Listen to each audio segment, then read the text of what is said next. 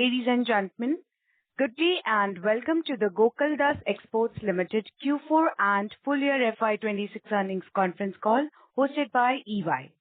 As a reminder, all participant lines will be in the listen-only mode, and there will be an opportunity for you to ask questions after the presentation concludes. Should you need assistance during the conference call, please signal an operator by pressing star then 0 on a touchtone phone. I now hand the conference over to Ms. Kasturi Sharma from EY. Thank you, and over to you, Ms. Sharma. Thank you so much, Michelle. Good morning to all of you on the call. Before we proceed, let me quickly remind you that the discussions here may contain forward-looking statements that may involve known or unknown risks, uncertainties, and other factors. It must be viewed in conjunction with our business risks that could cause future results, performance, or achievements to differ significantly from what is expressed or implied by these forward-looking statements. Please note that we have mailed the results and earnings collaterals, and the same are also available on the company's website. In case you have not received these, you can write to us and we will be happy to send them over to you. To take us through the results and answer your questions today, we have the management of Gokaldas Exports Limited, represented by Mr. Sivaramakrishnan Ganapathy, Vice Chairman and Managing Director, and Mr. Satyamurthy, Chief Financial Officer. We will begin this call with a brief overview of the quarter and highlights for the year, followed by the Q&A session. With that said, I'll now hand over the call to Mr. Shiva. Over to you, sir. Thank you, Kasturi. Good morning, everyone. Happy to have you at our earnings call for the financial year of 2026. FY26 marks a year of spectacular disruptions, with the year beginning with the imposition of reciprocal tariff, which went through multiple iterations throughout the year. For a significant part of the year, the reciprocal tariff, which is in addition to the already high MFN tariff imposed by the US on apparel imports, remained at a staggering 50%. That was way higher than most countries, including China. The later part of the year also saw a war in the Middle East, which imposed an upward pressure on cost of raw materials. The war in Ukraine continued to keep pressure on EU markets. In Q4 FY26, India business operations for Gokaldas Exports grew by 2% despite the prevalence of steep tariff, and the Africa business, supported by an extension of AGOA, expanded by 17% YOY. During this period, Indian apparel exports declined by 10%.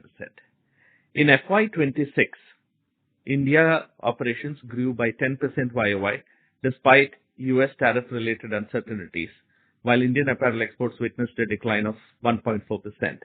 The company offered a net discount of over 90 crores for the year to its customers to offset the tariff burden. This is tariff discount passed on to customers, net of discounts imposed on the supply chain of ours. Africa business declined by 19%, primarily impacted in the period up to Q3 due to AGOA uncertainties, leading to a reduced order book for that period, resulting in a revenue drop of about 180 crores.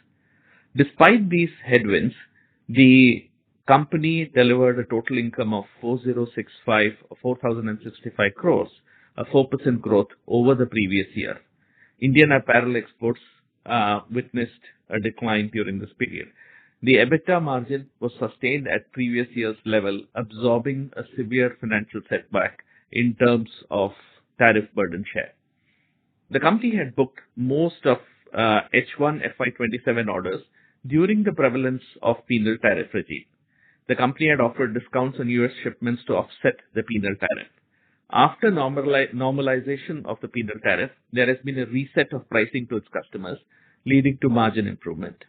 Africa business witnessed a healthy growth and will continue its growth momentum in FY27 post the renewal of AGOA. The company continued the committed capital expenditure in creating newer capacities and upgrading its existing machinery and equipment to support future growth.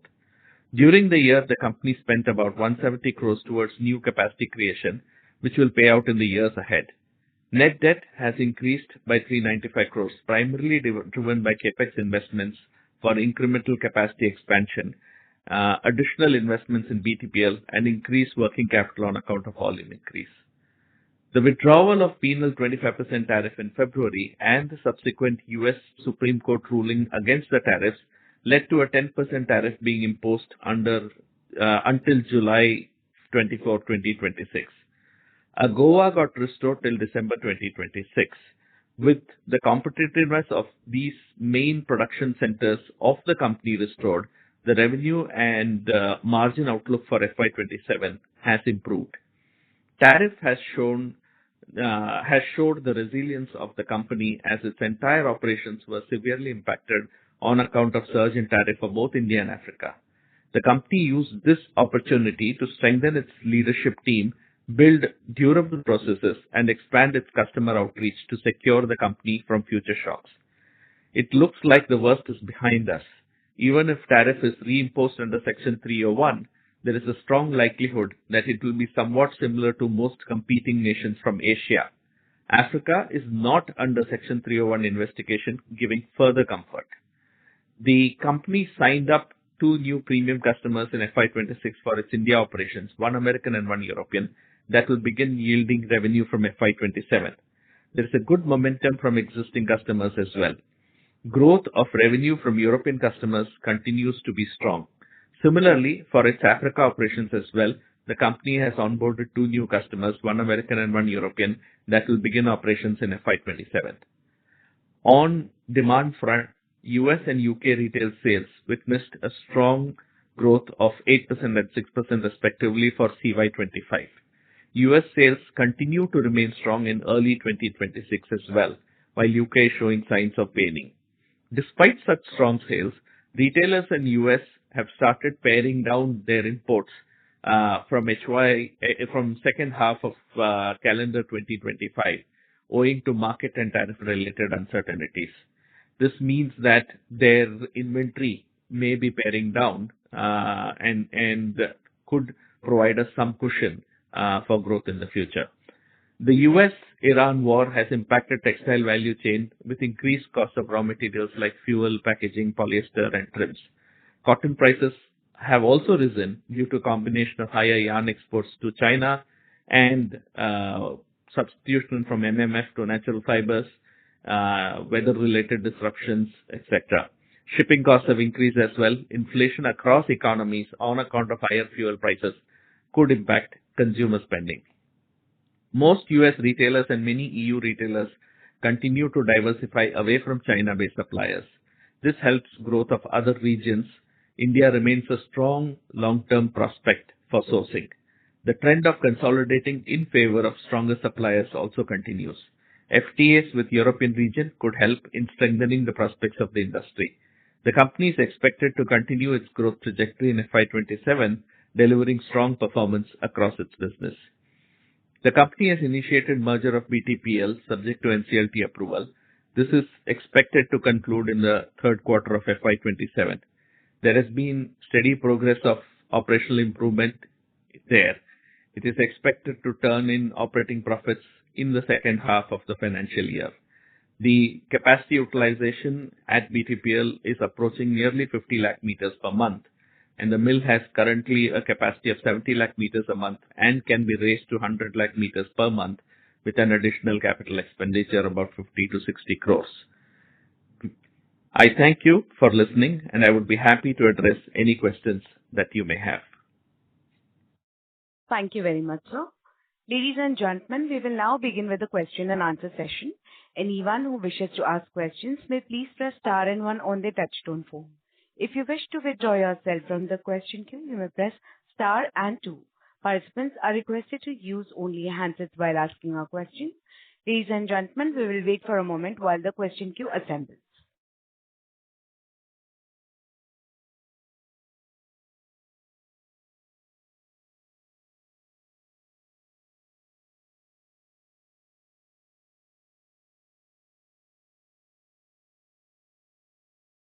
The first question is from the line of Kaustubh Pawaskar from ICICI Direct. Please go ahead. Yeah, good morning, sir. Thanks for giving the opportunity and congrats for the resilient performance. So my first question is on the profitability. We have seen in this quarter standalone business EBITDA margins, operating EBITDA margins improving to 12%. And if we just minus console minus standalone, which is largely subsidiaries, there the EBITDA margin stood at around 5.9%. So we have seen substantial improvement in the standalone margins, which is largely related to India business margins, while subsidiaries margins are yet to improve. So considering your outlook in the initial comment and the way we look at the cotton prices and the other prices have also gone up because of the other commodity prices have also gone up because of the Iran war. So in that context, should we expect this 12% kind of a range for India business to sustain? And what is your outlook on the Africa business margins? Because that is currently lower, but considering the fact that the business will improve in that region, should we expect margins over there also to improve in the quarters ahead? So this is my first question. Okay. Thank you, Bhaskar. You're right. The Africa business, has had seen some, but we are anticipating that in the ahead, the business flow is strong, and we should have a continuous improvement of EBITDA margin in Africa. I anticipate that in the second half of FY27, Africa business would have an EBITDA margin of somewhere between 8 and 10%, and we are working towards that. The order flow is also moving in the direction where our operating leverage will also kick in, allowing us to improve our EBITDA margin substantially. The other Indian subsidiaries, which is non-Gokaldas exports, which are, Matrix and others, have also had some minor setbacks in the fourth quarter, particularly because the tariff continued to be high in Q3 and Q4 at about 50%. And some of the customers there, instead of asking for discounts, just pivoted to other regions for business. This also is reversing back in FY27 because the tariffs have normalized. So there is an upsurge that we will see in India, thanks to tariff blowing away, the 50% penal tariff blowing away somewhere in the middle of February 2026. And going forward, India business margins will improve as well as Africa business margins will also improve. So my second question is on the working capital. So this year our working capital days have gone up, and we can understand because of the inventory days have gone up. But now since the tariff issues are receding, and if things are good going ahead, so should we expect working capital to improve from here? And on the other hand, the working capital loan also will get reduced maybe in FY27 or 28. So your outlook on the same. So I'll give you a high level. We are of course working towards reducing working capital in the apparel business. The working capital deployed in the business has slightly increased in Africa because of the customer mix that we had in Q4. There was also a year-end factor where certain receivables took time to mature, and hence working capital ballooned towards the end of the year. We also had some fabric related working capital increases in our business. But overall, I feel that in FY27, the working capital should taper down. There will be an increase in working capital as and when BTPL merges into Gokaldas, because that entity's working capital will also come in. But obviously, it will also come in with its own revenue stream, etc. But I feel that the year ahead, Gokaldas's working capital should moderate down or temper down a bit. Satya, you want to add more color to this? Yes. So there was also, additionally to the points whatever Mr. Shiva has mentioned, we have also, we had to advance the material import to take care of the Q1 execution. So because of that, the Chinese holidays, we have, and with the import content involved, we have to additionally invest close to about 50 to 60 crores. That has happened in Gokaldas. These things, will get, we are working towards how do I improvise. So one is the inventory buildup, which has incrementally happened to take care of the volume in Gokaldas, apart from the incremental volume which is happening in Atraco. So these are the two major additions which has happened on the inventory. Other one is on the customer mix, what he has talked about it, that is on the receivables. That we are working towards to work with the customer to really work on the early payment program and other initiatives. So at least, our intention is that, there is an overall increase of almost 200 crores.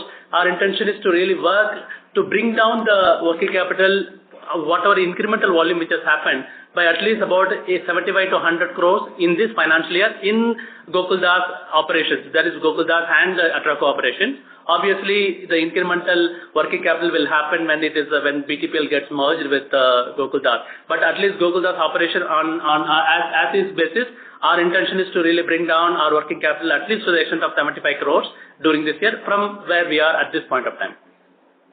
Thank you. And one last, if I can, in our outlook for FY27, have we considered the incremental benefit what we will be getting from UK India FTA? So are we considering that in terms of any incremental revenues from the customers what we already have in the UK, or if any new customer what we will be adding in the quarters ahead? No, so we are not considering. We do not, consider until and unless the FTA actually fructifies. So, an impending FTA with UK, sometime this year, and probably an EU FTA sometime next year, could help further fuel the momentum on the business. However, we have not factored in any of these. The UK FTA itself has been delayed. It was supposed to come by April, May, but now it's further delayed, and we are awaiting the date when it will get implemented. So we don't factor in till some of these things actually materialize. So excluding that, should we expect around 10 to 12% kind of a revenue growth, considering the things have improved, will be improving in Africa, and there is a stable environment in the standalone business? I would probably reckon it will be much more than that. Okay. Thank you. Thanks for that. A reminder to all the participants that you may please press star and one to ask questions. The next question is from the line of Jagmohan Singh from Master Portfolio Services Limited. Please go ahead.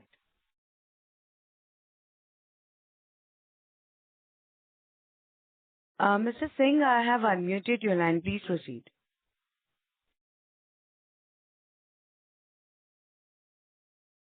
As there is no response, we will move on to the next question from the line of Gunjan Kabra from Niveshaay. Please go ahead. Hi, Shiva. Thank you so much for the opportunity. First is, right now, our currency has depreciated a lot with respect to the other countries where US exports the most as well, like Bangladesh or any other currency as well. Plus, demand traction, like you said. So if we can understand that, how is the demand shaping up considering in the US, because for one and a half year or 2 years, US will be the dominant market for us. With respect to, now the raw material, logistic cost, everything has also increased. So how is right now the demand traction in the US, or whether we are becoming much more competitive with respect to currency as well, and is it like the most exciting times right now for us because of all this? Yeah, thank you, Gunjan. Hedging policy where we hedge the receivables for the quarters ahead, and for 2 quarters ahead we hedge almost 80% of the revenues, and the subsequent 2 quarters, that is third and the fourth quarter, we hedge to the extent of 50%. So our hedging principle means that almost for 80% of the revenue for up to Q2, we have hedged at prices ranging from 87 rupees to $1 to about 91 rupees to a dollar. So, we're not really seeing the advantage of a weaker rupee because of the hedges that we have. You will appreciate that the rupee weakened so fast in the last few months that hedges have proven to be counterproductive for us, but that's the policy that we have. We don't speculate on the rupee, its movement in either directions. So that means that the rupee depreciation advantage is not baked into our numbers and will probably only flow in H2. Having said this, from your question was mainly from a demand perspective. And once the US tariff or the penal tariff went down from 50% to 25% initially, and then immediately after the Supreme Court order went down to 10%, we got a level playing field with the rest of the world. You will see that our revenues never dipped even during 50% tariff regime. We maintained our revenue, even though we gave discounts, etc. We maintained our revenue. In fact, we slightly grew our revenue net, even after giving discounts. That shows that how strong Gokaldas' relationship with its customers are, that with a substantial American customer base, we still managed to grow the business. So our feeling is that now that the tariff has leveled off, there is a global equal tariff across the board. And the prognosis is that even if Section 301 tariff is imposed going forward from end of July, it should bring India nearly at par with the rest of Asia in that 20% odd range. And again, this is speculative. We have to see, where we land at that point in time. We will still have a level playing field, which really means that our competitive advantage is sustained. A weaker rupee will obviously add to the competitive advantage, which we have not yet seen, but we will see going forward in the future. So overall, I don't see any problem from a demand standpoint. US retail, retail sales is also going strong. We are watching how US retail sales will pan out in the second half of calendar 26 and early 27. At the moment, we are booking orders for spring 27. And while the order flow is good, there may be some apprehensions, with respect to inflation in the US, higher gas prices, etc., etc. So we'll have to see how it actually pans out. We may, while the customers are being conservative in placing orders and will come closer to date with additional orders, we seem to find that our order book is relatively very robust and strong. So we're confident that, India's competitive advantage is restored. We're confident that our customer relations and our, business model will be able to attract a fairly strong business flow in the quarters ahead. And what's the inquiries in terms of new customers coming to Gokaldas or we reaching out to them? How is that order flow right now? Oh, that's good. So we are being selective. We just don't want to go, add several new customers, as the overhead of managing multiple new customers actually brings down the profit in the initial period. So we are selective. We are adding, we've added 2 customers which will, materialize in FY27. Both are premium customers, and, we may choose to add 1 or 2 more, with whom discussions, and again, these are all top class customers, customers who are doing exceedingly well in the market and whose brand names are also pretty strong. And performance are strong. So we are very selective in adding customers. We will also be selective in growing with them. We want to make sure that our execution is perfect before we start ramping up. So the contribution from these new customers in the first year will be only to the, will be of the order of single-digit percentage of total revenue, maybe more like 5%. The idea is that they will scale up in the years ahead pretty smartly.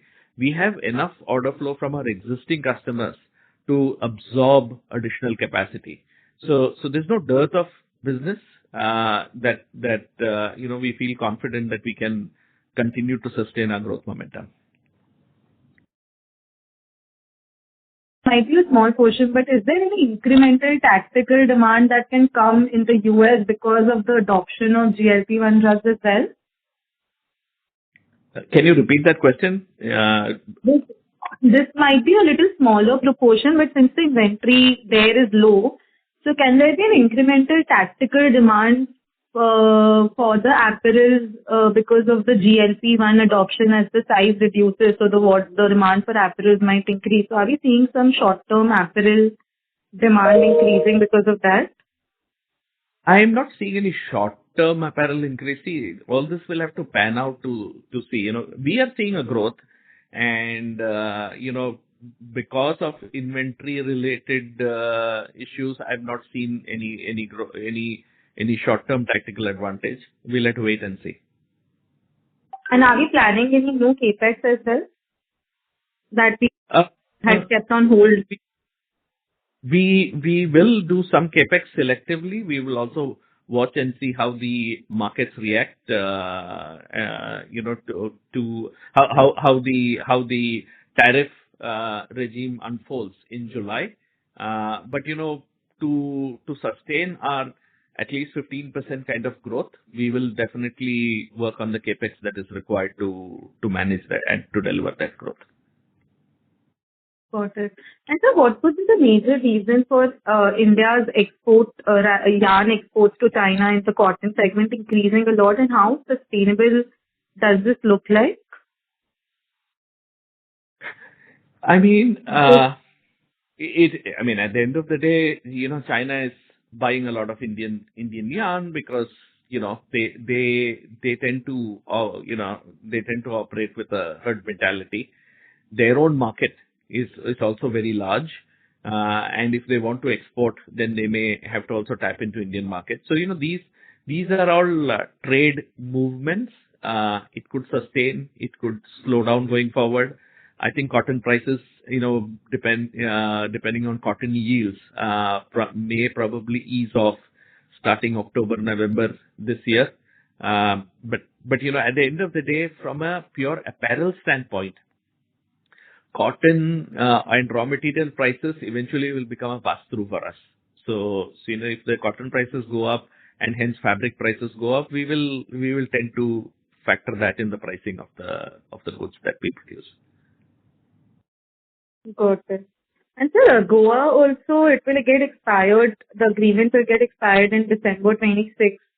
So probability of renewal, and how will that take time, or how will that be? So if you recall, in the Congress, the AGOA, the House of Representatives approved a 3-year AGOA renewal.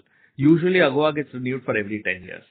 US wants Africa on account of its, mineral presence, etc. But, the current US administration also thinks that they want to enter into country-by-country deals rather than a Pan-Africa deal.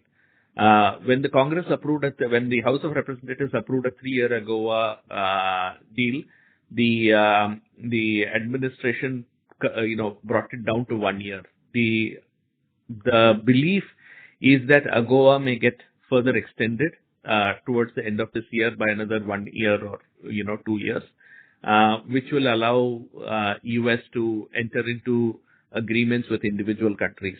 There's an FTA on the anvil with Kenya, which is where bulk of our operations are. I'm not confident that it will happen by end of this year. I feel more, I get a feeling that AGOA may get extended and that may continue to provide relief.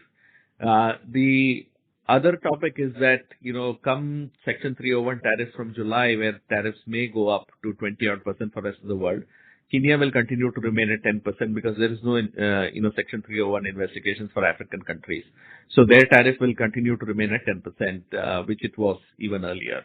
So the tariff advantage for Kenya will continue to remain, which will probably give that region, a sustainable advantage going forward, AGOA or no AGOA. If AGOA comes through, or AGOA extension comes through, then the story for that region becomes even more compelling. When I look at our order book, it seems to be pretty strong. At this moment, we are working on third quarter and fourth quarter orders there. And the the initial impression that I get is that there is a fairly strong amount of traction for continued business there. Perfect. Thank you so much and good luck. Always great talking to you. Thanks, Gunjan. Thank you. A request to all the participants to kindly mute their lines when the management is answering for optimum audio quality in the conference. We'll take the next question from the line of Vishal Mehta from IIFL Capital. Please go ahead. Hi. Thanks for the opportunity and congratulations on a resilient set. My first question, just continuing on the Goa expiry topic. If the AGOA renewal announcement is delayed, like in the case it was done last time, and just hypothetically assuming that 301 tariff stays at 10% globally, what prevents a situation same like last time to happen, as in the customers again start delaying their orders or probably expecting that there's probably a renewal of AGOA in the anvil, etc. So just wanted that, Sure. So when AGOA was last year, 25, some of the customers came and asked us for sharing of the burden, etc., and we flatly refused because we did not believe that our Africa business was resilient at that time for us to share any business discounts or anything to go and give an artificial support to offset AGOA. And at that point in time, there was in anticipation of all of this, there was a business drop, which we let happen, and try to curtail our margins, our costs, rather than simply go, book business without AGOA.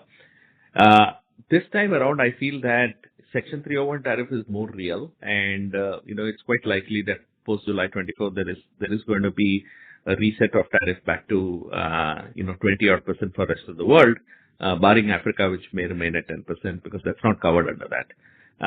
The administration is quite intent in achieving that, and all signs are pointing in that direction. AGOA renewal is still to be decided, and my sixth sense says that there may be it may come towards the end of the year. It may get extended by a year, and it may get extended by increments of 1 year going forward until individual FTAs are worked on. But assuming that none of this materializes, what is our confidence? We have expanded our customer base so that we have now many more customers in Africa. We have had multiple conversations with customers with whom we are working in Africa to ensure that come AGOA or no AGOA, we should see business flows. We are now open a little bit. If we have to address AGOA related tariff, we have the size, scale, and the volumes to address some AGOA related issues if we need to. So I feel confident that the revenue fall this time may not be happening, given the diversity of customer base, given the discussions that we've had, and some of the external indicators that I'm seeing, which may not be as dire as the scenario we just discussed. Sure. Thanks for answering that. My second question was, just wanted to check on the timelines for capacity commissioning on India and Africa. Africa, is the expansion, is the a new capacity commissioned already, and what kind of revenue capacity are we currently at there, and what will it be after the expansion? And similarly in India, over 1Q and 2Q, what sort of revenue capacity additions are we expecting? So just timelines on these. So capacity expansion in Africa has already happened last year, And we anticipate that in FY27, we should at least target approximately $115-120 million in revenue, regardless of what the adverse status is. I feel 115 is the worst case. We could even do $120 million in top line in FY27. This is in comparison, in FY26, we did about 80 odd million or in that region. So there is a huge growth which we will see in Africa, and that growth will also bring with it some margin improvement. The operations and the factories are completely aligned. If there is an additional tailwind, we do have the prospects of opening up second shift operations. So we don't want to add a lot of further physical capex. We can probably see some incremental growth by operating two shifts. We've already started two shift operations in one of the factories in Africa, and we have about 20-25% of that factory's capacity running on two shifts, and it's working successfully. So there is, and the workers are available. Unlike India, it's much more easier to recruit second shift operations in Africa, given the need for jobs. So there is a further opportunity for us to increase capacity without putting too much of capital here, which is an advantage. As far as India is concerned, from a capacity growth standpoint, we do have have capacity in our existing facilities. For example, the facility in Karnataka in Kolar Goldfields, where we still have half a factory yet to ramp up, which is on the ramp as we speak. So it will ramp up in Q1 and Q2, and we'll take it to full capacity utilization. The second shed in Madhya Pradesh is getting commissioned, and we have started expanding the lines as we speak, and it will reach full capacity utilization by third quarter of FY27. So from September, October onwards, that 1,000 machines will operate at full capacity, which at the end of the March, those 1,000 machines were non-operational. Now, 2-3 lines have started getting operational, and it will continue to expand. In addition, we have an option to commission 2 new factories, which the call for which we will take in the next quarter or so, depending on how the tariff, if there is any new tariff or geopolitical situation that we need to deal with.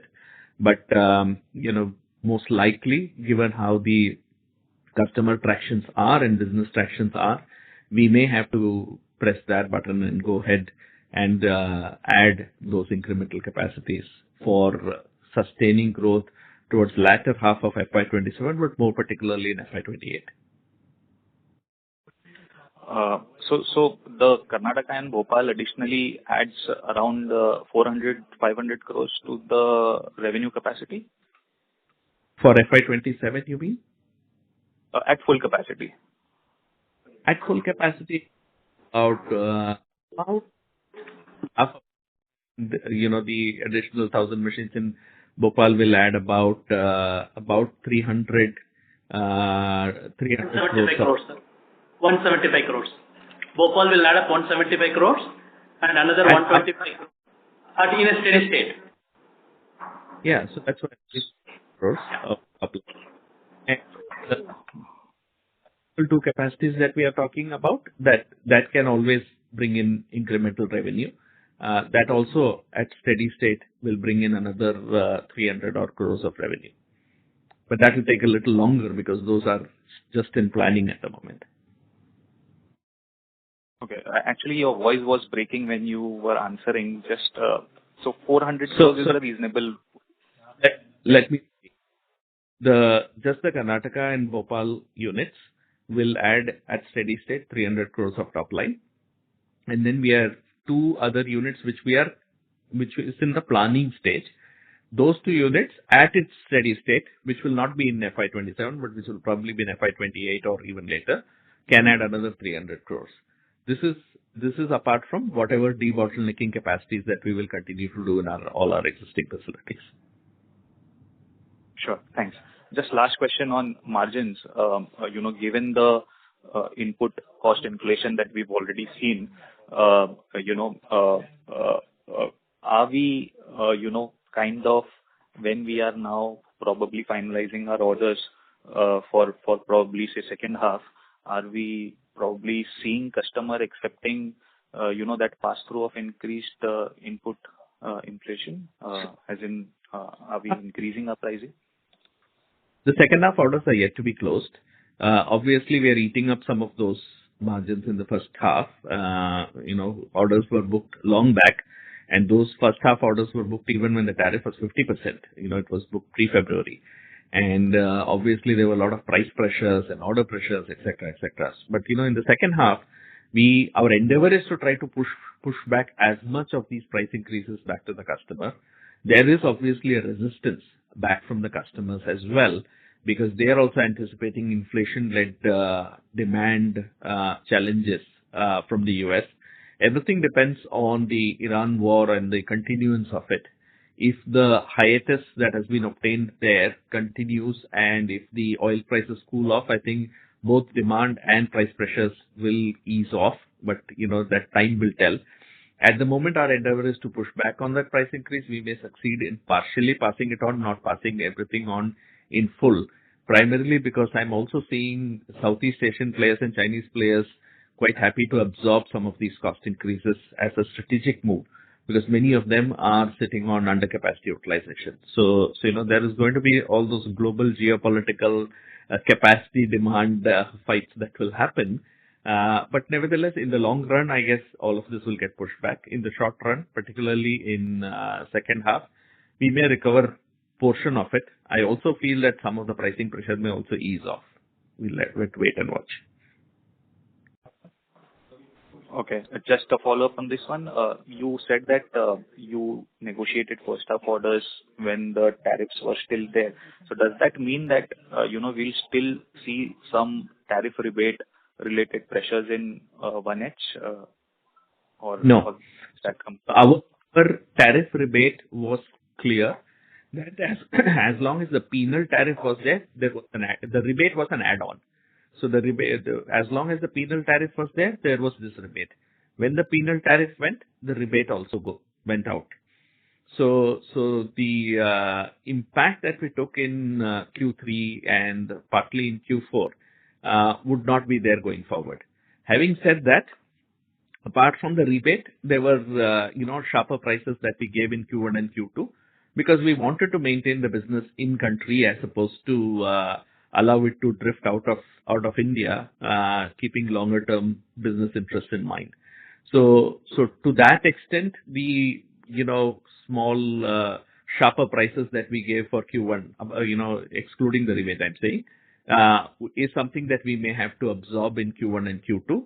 Those sharper prices are also being taken off in Q3 and Q4. So when we are pricing Q3 orders, we are not even, giving the sharp pricing that we gave in Q3 and Q4. Certainly, there is no rebate on top of it at all for the year.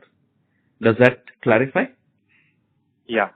Thanks a lot for patiently answering. And so rebates were to the order of up to 15%. Part of it, which we clawed back by, asking rebates from our supply chain.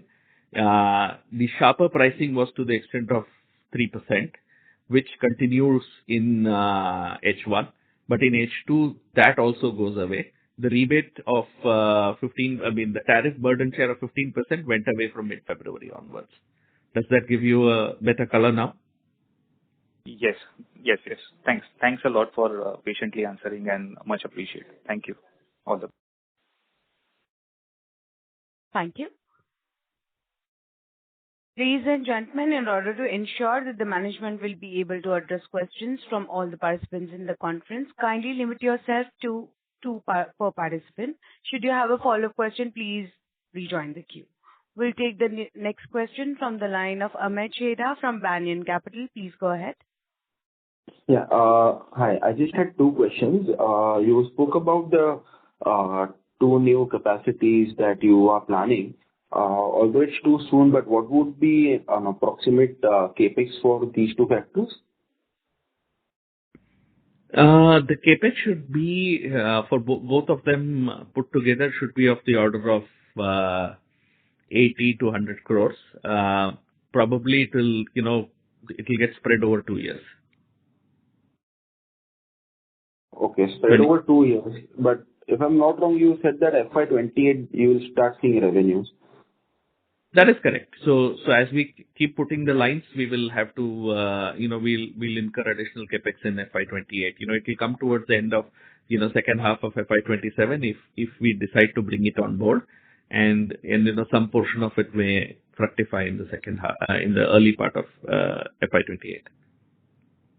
Okay, understood. And if you can just share the revenue of BTPL for Q4. Q4 of FY26? Yes. Q4 FY26, our revenue was about, the revenue of that entity, of that company, was 190 crores. Sorry, 190 crores. Yes. Okay, and what were the margins? At an EBITDA level, I think the company lost about 4-5%. Okay. And what is the revenue that we Sir, expect? I'm sorry to interrupt you. Mr. Cheda, I would request you to kindly rejoin the queue for follow-ups, please. Thank you. Just asking the current question and then please join if you can. Sure, sir. Give me a moment.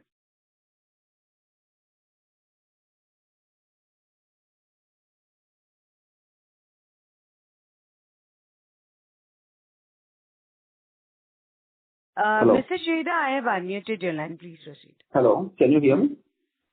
Yes, I can. Please go ahead. Yeah. What is the revenue that we are expecting in FY27 with the ramp-up in BRFL? So I mean, the revenue for the year should be in excess of 1,000 crores. Sorry, I didn't get you. Your voice was breaking. The revenue for FY27 for that company should be in excess of 1,000 crores based on the momentum that it is going. Thank you so much. Thank you. A request to all the participants to kindly mute your lines when the managements are answering the questions. We'll take the next question from the line of Siddhant Mantri from InvestQ. Please go ahead. Hi, sir. Thanks for the opportunity. So, most of my questions have been answered. I would like to know, given our recent acquisitions, how are we looking at those ramp up, and are these up to our internal targets or expectations? If you could give us some color on those, on that side. So, and short answer, no, they are not up to our targets. And the reason for that is we went through an extraordinary level of disruption in terms of tariff. All the businesses, locations that we are, whether it is India or Africa, both suffered extreme tariff situation. Goa went away in Africa, taking away, MFN tariff anywhere between 20 to 32%. If you look at the underlying apparel tariff, that ranges from 14 to 32%, and most of Africa was doing synthetics, where the duty differential is the highest, which works between 25 and 32%. So to that extent, the tariff bumped up, which then again went back when AGOA was reinstated. And India tariff went up to 50%, a 30% tariff delta vis-a-vis rest of Asia. So we did have huge disruption, which impacted business. Different customers reacted differently. Some asked for discounts. Some took the business away to other regions, or some toned down the business. Some pivoted their US sourcing from India to European sourcing from India if they had operations elsewhere. But all of this meant that the business volumes partly shrunk, or the margins took a hit last year. Having said that, overall, we actually delivered a higher revenue despite all these challenges, because we made sure that all our capacities got fully utilized, and our teams went and sold the capacity in its entirety and more.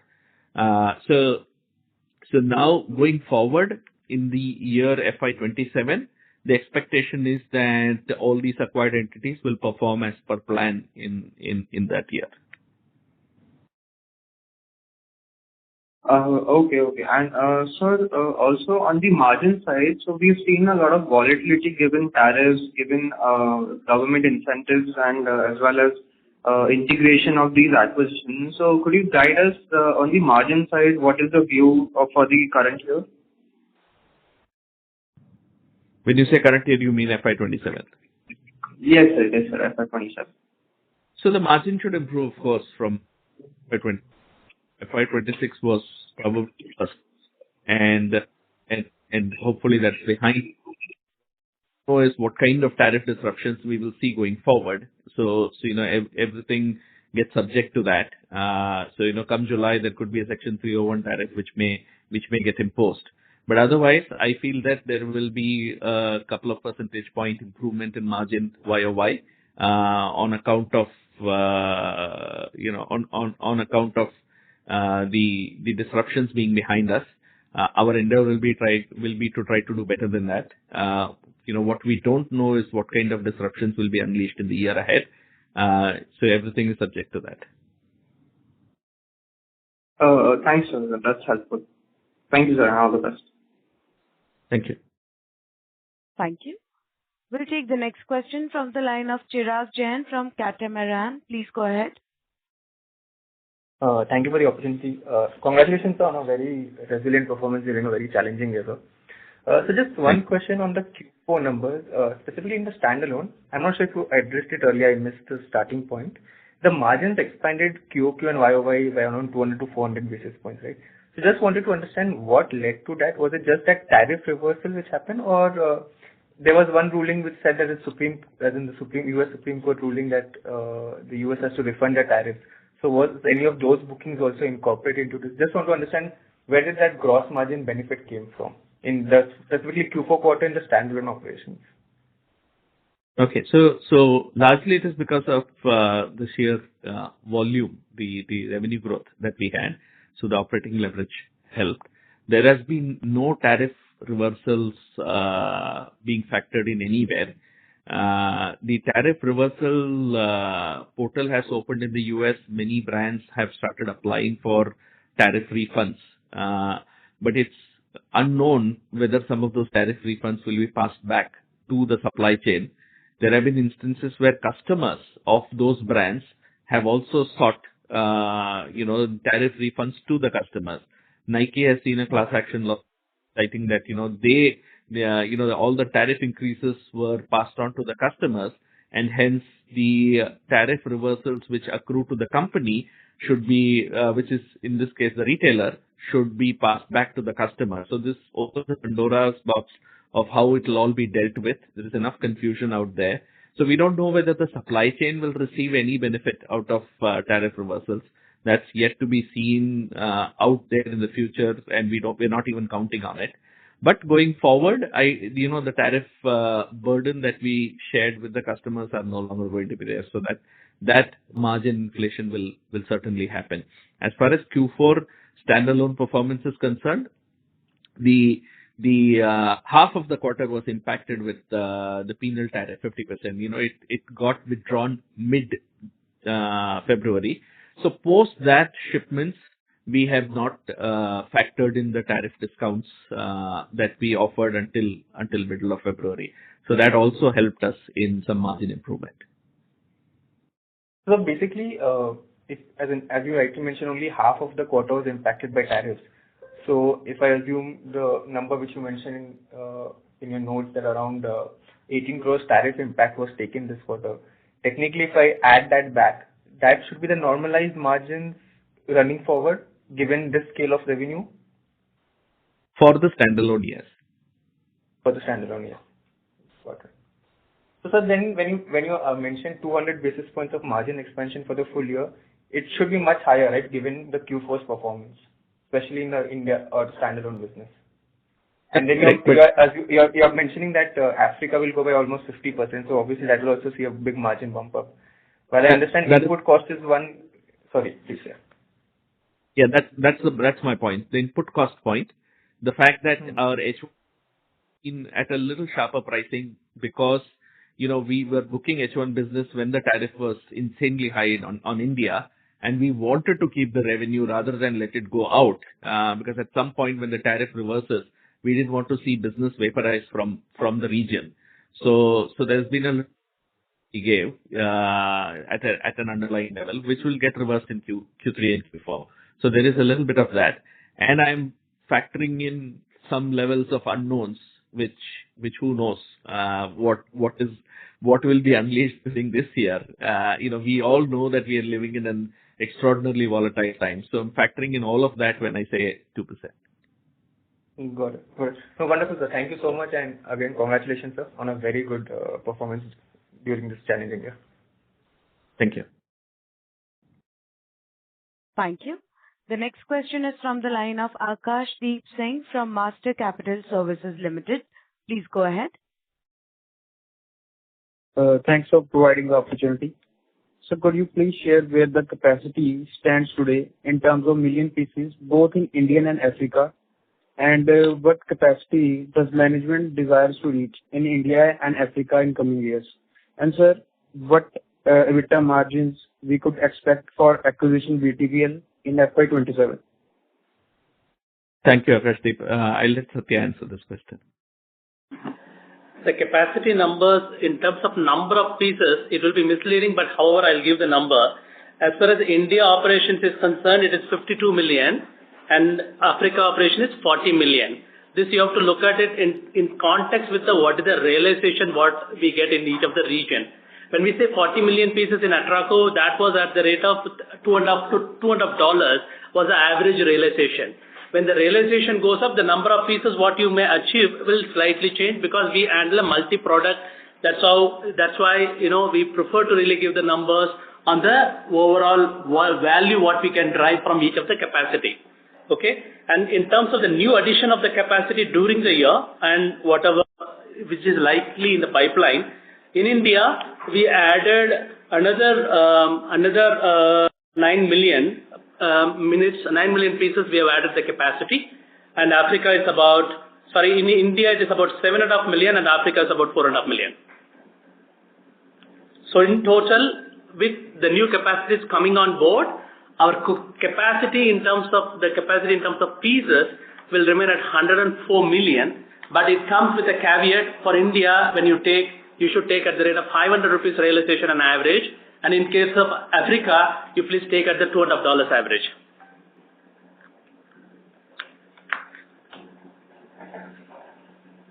Okay? Yeah, thank you, sir. And so for the second question, what margin we should expect for BTPL in FY27?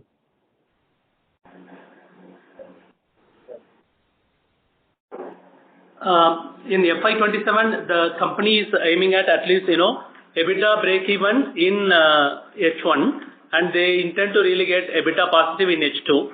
So we should really expect about EBITDA level around 6 to 7% in H2. Okay, sir. Thank you very much, sir. Thank you. Thank you. The next question is from the line of Sagar Makwana from MAG Securities. Please go ahead.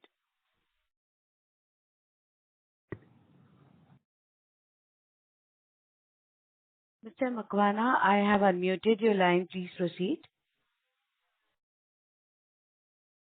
As there is no response, we will move on to the next question from the line of Neeraj Mansinka from White Pine Investment Management. Please go ahead. Yeah, thank you. I had two questions. One, can you clarify that the standalone EBITDA margin for the Q4 was between 14 and 16%? Can you, because the numbers look high to me. Satya, you want to? Yes, sir. During the quarter, it is Q4 number. When we look at it, it's at 17% if you add back the tariff impact. But remember, normally Q4 is a year normally whatever the provision we make for all the statutory provisions, everything will be taken and it will be during the audit, it will be taken and consolidated, and there will be some reversals also happen. This happens every year. So that's why you really see that in Q4, relatively, the performance, EBITDA numbers look relatively higher. At least you need to really factor in 1 to 1.5% on account of that. But for that, rest of things flows through on account of operations, what Mr. Shiva has explained, because of the volume and the scale benefits, whatever you see. So, sir, if I remove the impact of reversals, it can go to 15.5%. Correct. Right? Correct. And this happened because of operating leverage in the Q4. Correct. But next year you're talking of higher volume. So should we expect the EBITDA from the year to go up by another 200 bits on an average because of the operating leverage? Is it right, sir? In terms of, that's where Mr. Shiva in the earlier question he has addressed the responses. There is a possibility, there are other challenges which you may see as far as H1 is concerned, because already the sharper pricing has been given. That's the point which he has highlighted. Apart from, if there is any unknown contingencies, that's why he has indicated that you cannot extrapolate the same way as you see. Maybe for Q4, probably there could be, you can really compare it, but on a full year basis, whatever Mr. Shiva has given the guidance, that will hold good. So the question to Shiva, if you look at in the same like-to-like condition, what margin would you expect on a stable state in FY28 then? If you remove all the one-offs here, because that will explain us where your margins are heading on long term. You're talking of FY28, right? Yes.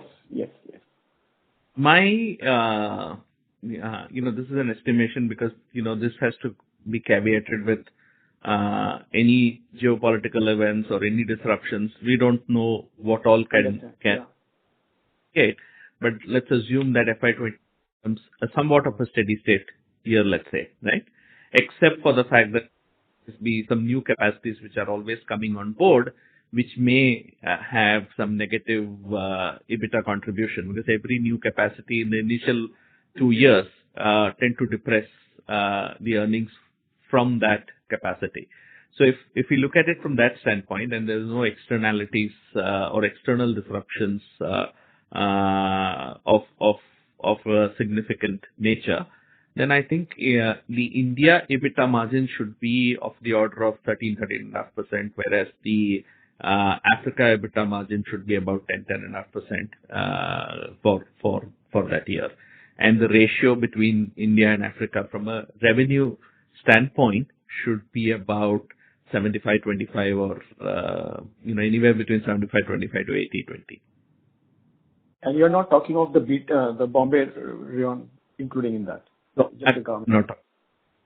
Bombay Rayon in FY28 also should be contributing an EBITDA margin of anywhere, I would say in the first, FY28 perhaps more closer to 12%, but if I take an FY29 view, it should also be of the order of 14%.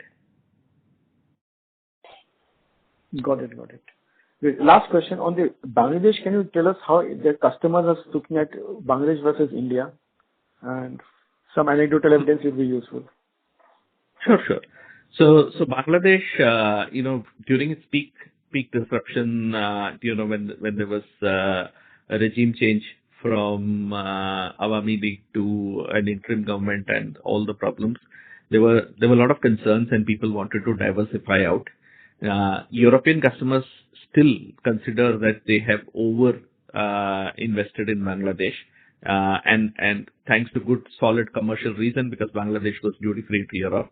And once FTA comes, they are very, very clear that they want to diversify out of Bangladesh to an extent, because now they'll get a level playing field as far as tariff is concerned between India and Europe.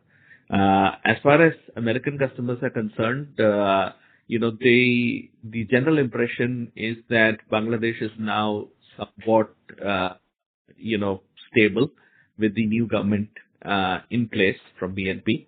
The impression is that Bangladesh continues to be a low-cost region, so the importance of Bangladesh will continue in the global apparel manufacturing space. The only concern is that with high oil prices, etc., many retailers also, when they look at Bangladesh, feel that their ability to withstand oil shocks, etc., because they're very import dependent countries, and all of these smaller countries will have low BOP, balance of payment surpluses or dollar surpluses, that there is a risk that some of these countries may find local inflation galloping as energy costs go up and all the imported goods costs go up. So there is a fear that we are better off diversifying. So net, if we synthesize all of this, the impression is that but good cost effective location. It has got now a stable government. But let's not put all eggs in Bangladesh basket. Let's diversify. And when they look at diversifying, India stands out as a very key for them to diversify. Okay. Thank you very much. Mm-hmm.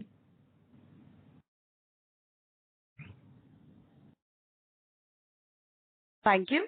We'll take the next question from the line of Janvi Jain from Axia India. Please go ahead. Hello. So I just have a bookkeeping question. If you could just tell the volume for Gokaldas standalone unit. Satyamurthy. Yes. It is there in the presentation, but sorry, you are talking about Gokaldas standalone? Yes. For India operations, I'll give the numbers. For India operations, it's 10.19 million for the quarter at the rate of 742 rupees. No, for the full year, just for the standalone Gokaldas entity, X of matrix. For standalone, it is 33.627 million and at the rate of 765 rupees. All right. Thank you so much. Thank you.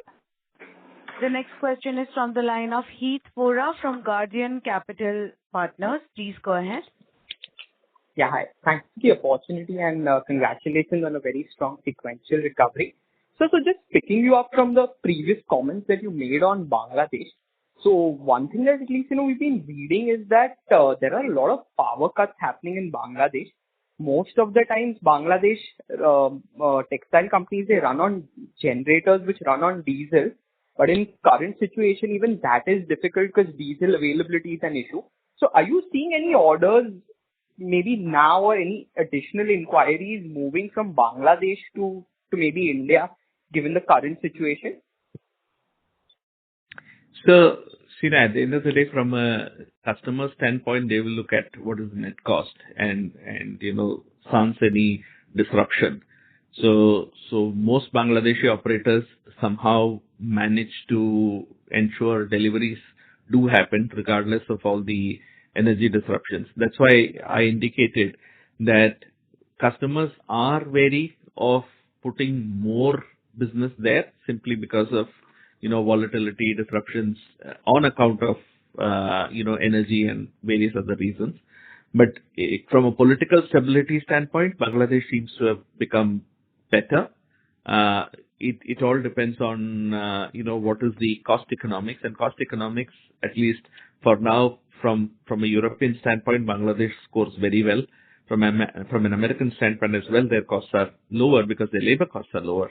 But as I said again, nobody is going to expand aggressively there. They will continue to expand modestly there. And just one more addition on this is that I think that LDC status is also about to end, and I mean there's no clarity whether it gets extended. So in an event that does not happen, do you see any advantage for India? I mean in US, I think everyone goes at the similar rate, but maybe X of US, do you foresee a sizable windfall for maybe India from that standpoint? Or do you think they'll maybe agree on an FTA before that? So their LDP status moved, was extended from 2026 to 2029. So it's highly likely that post 2029 their LDP still, will get removed. Would Bangladesh enter into an FTA with Europe? There is a likelihood. Is Europe going to perceive Bangladesh as a big enough market to enter into an FTA with Bangladesh? That is something which is a big question, because FTAs are always reciprocal. And if Europe, Bangladeshi market being large enough, then only an FTA may happen. So it's probably unlikely or probably challenging. We got to see. Would that result in a windfall opportunity? Bangladeshi labor cost continues to remain low. However, it is also increasing as we speak. So I feel that it is definitely an opportunity for India. And if India secures an FTA, it is a massive windfall for India. And just the last question was actually on Africa bit, sir. So we are quite confident on our operations improving there. Do you see any sort of impact on your operations largely on account of the current riots that we're hearing about, largely on account of this entire petroleum sort of price hike happening there? And is there any issue on power availability in the African operations? I mean, just wanted to understand that. Answer is no disruptions whatsoever. We are in Mombasa, where there are absolutely no problems. We are right at the port. We've had no issues either from power, labor disruption, civil disruptions, nothing whatsoever. Got it. Thank you so much for the answer. Thank you. The next question is from the line of Abhishek Shankar from ICICI Direct. Please go ahead. Yeah, thanks for taking my question. Congrats on a good set of results. So I just wanted to know that you mentioned in the PPT that, the tax expense, the rise in tax expense is mainly belonging to a standalone entity. So, what is the reason for the tax expense in the standalone entity? At a consolidated, when you look at the consolidated profits, it is basically the tax expenses incurred on various entities and you consolidate. Generally, because of the underperformance, what we mentioned, from overseas entities, because Atraco, whatever the reasons what Mr. Shiva has explained, we couldn't achieve the profitability what we originally anticipated. That doesn't carry any tax credit, right, for the losses. So, and similarly for some of the new investments, whatever we made in fabric business, those businesses, though at the EBITDA level, they have been breaking even in the quarter, but there has been some carry forward interest and depreciation expenses, they could not recover it in the current year. So, to that extent, the losses, whatever is incurred by these subsidiaries overseas and in Indian subsidiaries, you are not getting any set off. So the total tax incurred by the tax-paying entities in India, when it is consolidated, it looks, at a net level, it looks relatively higher as a percentage. Otherwise, at the individual entity level, when you look at it, the tax percentage is normal at the rate of 25.17%. Okay. Thank you. Just another question. So you mentioned the volumes for the standalone, Gokaldas standalone, that is 10.19 million for Q4, right? I just wanted to know. 10.19 million is for the India operation. If you want for the quarter for only JEX, it is 8.6 million at 773 rupees. Okay. And what is the volumes for Matrix and Atraco? Atraco is 5.63 million for quarter 4 at 405 rupees. And similarly for the full year, it is 16.27 million for 420 rupees. Matrix, you can derive it. I've given the Indian operations number, so you can derive that. Okay. Yeah. Thank you. Thank you. The next question is from the line of Bijal Shah from RTL Investments. Please go ahead.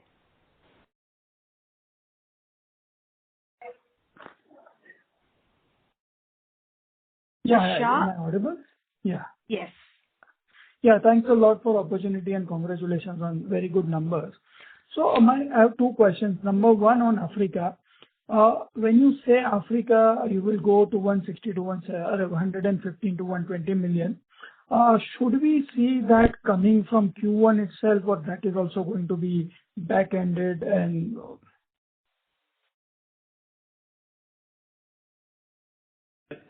Sorry. So I think from a Q1, Q2 standpoint, we should be at a revenue run rate of about 24, 25 million.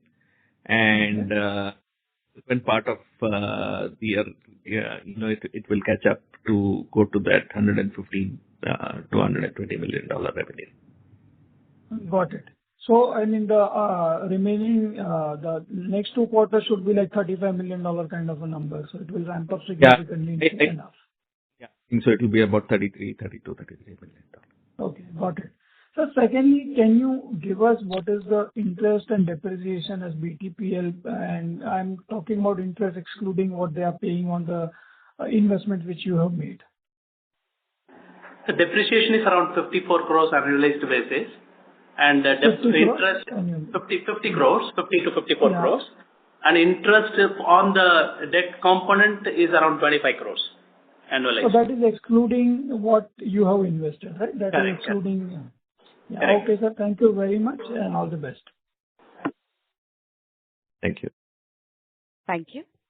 The next question is from the line of Ravi Datta Mishra from the Indian Express. Please go ahead.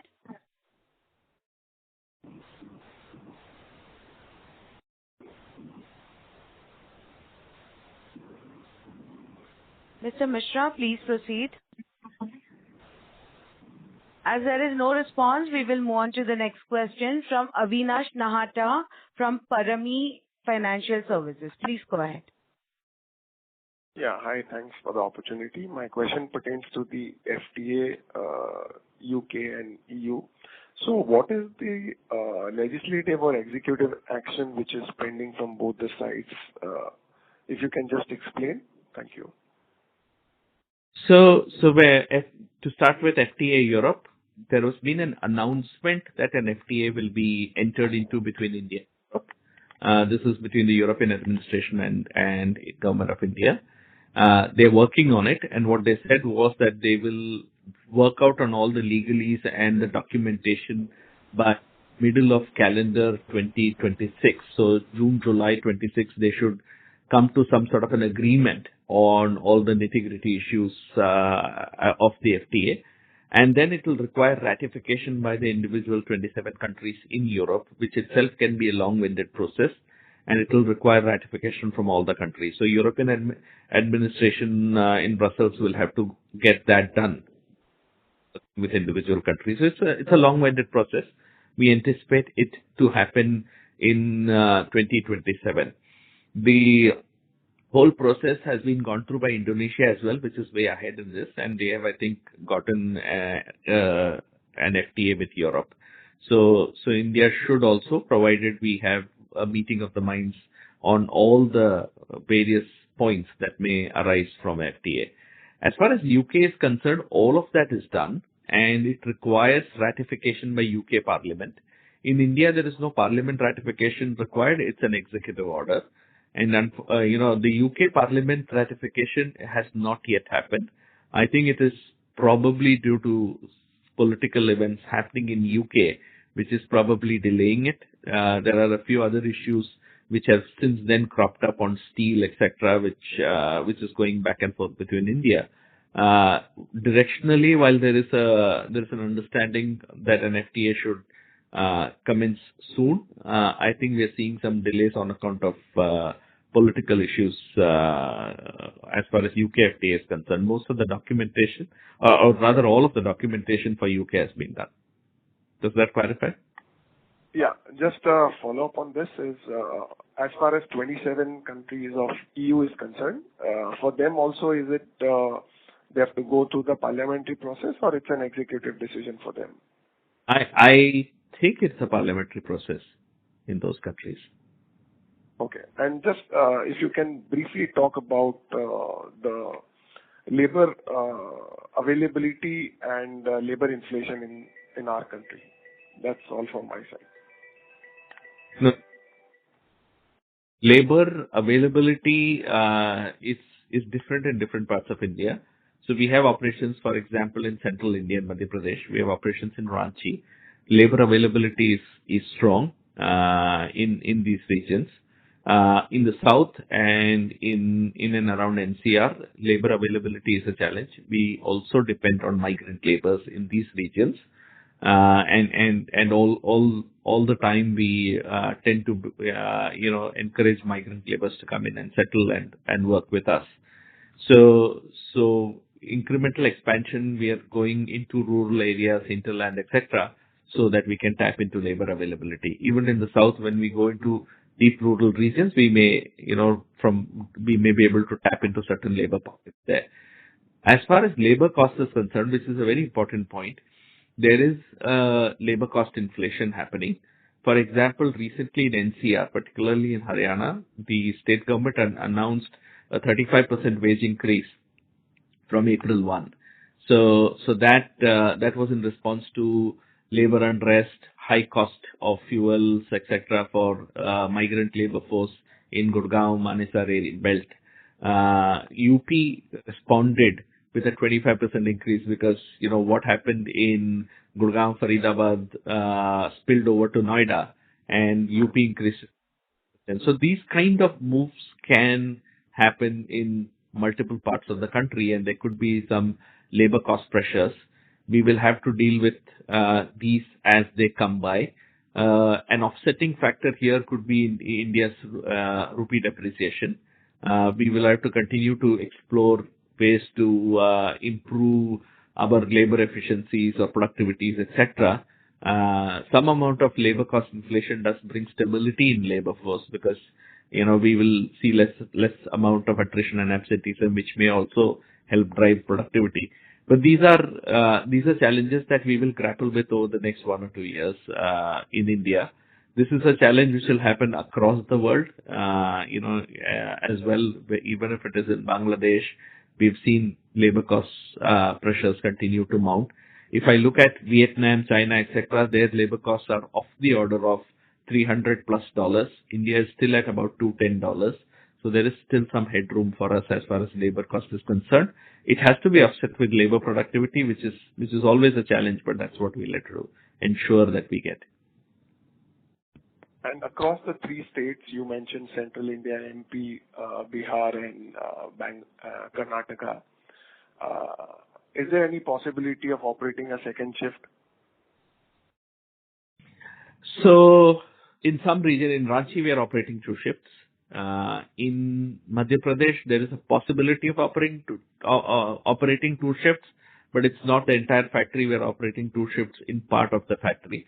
So we're experimenting with it. In Indian labor force, particularly women labor, do not, are very family oriented, etc., are not very supportive of working in the second shift. We've been far more successful in Ranchi because the labor force there, are far more amenable to work in the second shift. They're far more open. That we're not finding that level of flexibility in the rest of India, but definitely not possible in the south. We do have some success in central India. Thanks a lot. All the very best. Thank you. The next question is from the line of Bhavika Singhvi from Niveshaay. Please go ahead. Thank you for the opportunity. So basically, I want to understand from the Vietnam point of view, like as we see the region is doing good in the textile segment, and the imports in US have increased from Vietnam. So can you make us understand what's the reason behind it, how Vietnam is gaining share from other nations? Okay. What China is losing, Vietnam is gaining. It's clearly a shift from China to Vietnam. Many Vietnamese players are basically China-based, who are moving their factories or setting up incremental factories in Vietnam, leveraging Chinese supply chain. So the way the world works is that it's a competition supply chains, not just between apparel companies.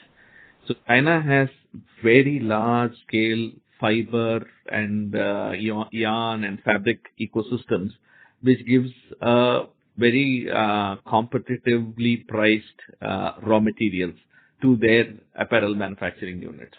That's why, despite their labor costs being high, and apparel is labor intensive, they're offset with a lower cost of raw materials, fabric, even lower utility costs, etc., etc. Now, what happens is when the units are set up in Vietnam, due to proximity, the raw materials flow easily between China and Vietnam and then get shipped out of Vietnam. So that's partly explains why Vietnam is growing. Having said all of this, Vietnam is also growing in electronics exports, automobile exports, and so on and so forth. So they're a country with limited population, and the labor costs are increasing in the Ho Chi Minh region or Hanoi region, and that will continue to exert pressure on apparel industry. Apparel industry has not been really able to leverage Cambodia, Laos, etc. because of political challenges in those regions. Unlike Vietnam, those countries are not that productive from a China standpoint. So there is a limit or a ceiling up to which Vietnam can grow, but until then, Vietnam will continue to be cost effective thanks to the value chain that Vietnam has. The labor costs in Vietnam in and around large cities are growing or galloping. Around the big cities, it's moving closer to $400, but lower the hinterland has lower costs of about $250 to $300+. That's more expensive than India, but the value chain benefit continues to provide them that benefit.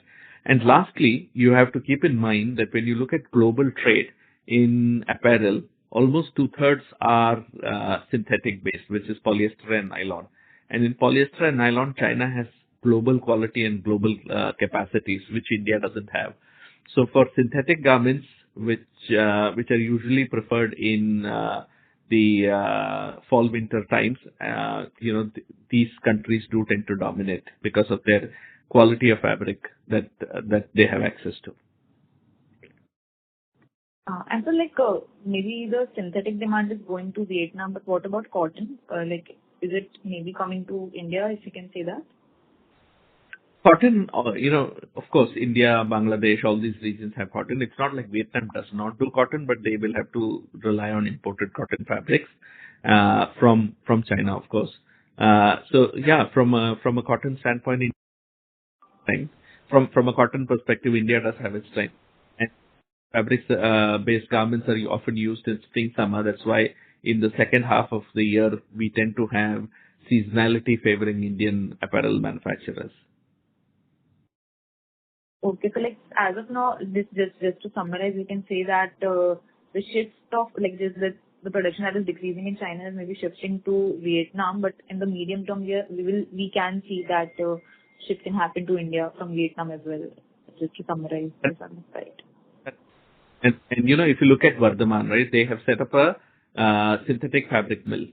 If you look at India's synthetic garment production is also increasing. Gokaldas leads in synthetic manufacturing in India, and we are doing a lot of synthetic fabrics, synthetic garment production, mainly in outerwear, etc., which is growing leaps and bounds for us. And the fabric for those are still dependent on China, Vietnam, Taiwan, Korea, and all these places. So increasingly with domestic fabric coming in, with the likes of Vardhaman setting up their units, we will see some additional traction coming for synthetic garments out of India too. It will be tough for us to compete in terms of price for synthetic, they'll be more competitive in terms of price, right? In synthetic. Right, because China is far more competitive in terms of innovation, price, quality, etc. Yes. Okay, so that will be all. Thank you, sir. Thank you. The next question is from the line of Sagar Makwana from MAG Securities. Please go ahead. Hello, am I audible? Yes. Sir, please use your handset, sir. Hello. I will request you to kindly use your handset, Mr. Makwana. Sorry, extremely sorry. Sir, thank you so much for giving me this opportunity. So my first question is from current 15 lakh meters per month of capacity of BTPL. So what's the captive fabric consumption by Gokaldas? I think the captive fabric consumption will be to the extent of about 30-35% of BTPL. Okay, sir. And so my second question is, sir, is there any difference in margins for European customer? Like as you mentioned in your last phone call that your largest customer is in sportswear segment in EU and margins are generally higher in sportswear segment. See, on an average, American customers give better margins than Europeans simply because of being large, volumes being larger, etc. And American retailers are larger. This particular European customer is a large European customer, so we do get our run sizes and volumes. But in general, American margins are better as long as there is a level playing field, no tariff. When India was on 50% tariff, we lost a lot of margins with America. But as long as the tariff is normalized, we find American customers better from a simple standpoint that the order sizes are bigger. American retailers are much larger. Europe has a more fragmented retail base. So to get the same revenue as an American customer, I may need 2 or 3 European customers. Europe is also more fashion oriented, which really means that the run sizes are smaller. So there are those factors which impact cost margin equations. Okay, sir. And what's the difference between current war and the Russia-Ukraine war from Gokaldas exports perspective? I think the only current war has really resulted in oil prices going up, which means polyester, poly bags, all of those, things have gone up. LPG shortages meant that some of the ovens which we use, which are run on LPG, had capacity, had utilization challenges. We had to switch to electric components, which took time to, make it effective. So the disruptions on account of the Middle Eastern war has been much more than Russia-Ukraine war, which really impacted European demand, but did not impact supply chains. Here, some supply chain has been impacted. That's the difference. Okay. Thank you so much, sir. That's all from my side. Thank you. Ladies and gentlemen, as there are no further questions from the participants, I now hand the conference over to the Gokaldas Exports Limited management for closing comments. Thank you, and over to you, sir.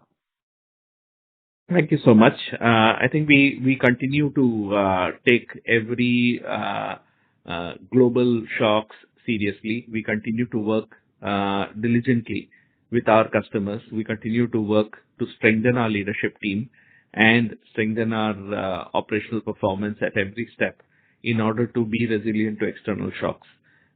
We believe that the worst is behind us, and that has tested us and proved to us that we are capable of handling anything that comes our way. Most of our operations were severely disrupted because we had bulk of our manufacturing in India or in Africa, and both regions got the worst end of tariff, 50% of penal tariff in India, AGOA abolishing or AGOA being taken out in Africa, which also changed the tariff by almost 20-25% or 30%. So some of these are behind us, and we feel that we are resilient. It proves that a strong team can handle any situation. We believe that the years ahead will benefit from the learnings that we have had and from the operational improvements that we effected in our business now, and we should reap that benefit in the years ahead. I see demand not to be a challenge, except for occasional blips here and there based on geopolitics. And if that is the case, then we should be able to capitalize on the productivity improvements and the automations that we have done for delivering continued growth in both revenue and margins. Thank you so much. Thank you, members of the management. On behalf of Gokaldas Exports Limited, that concludes this conference. We thank you for joining us, and you may now disconnect your lines. Thank you.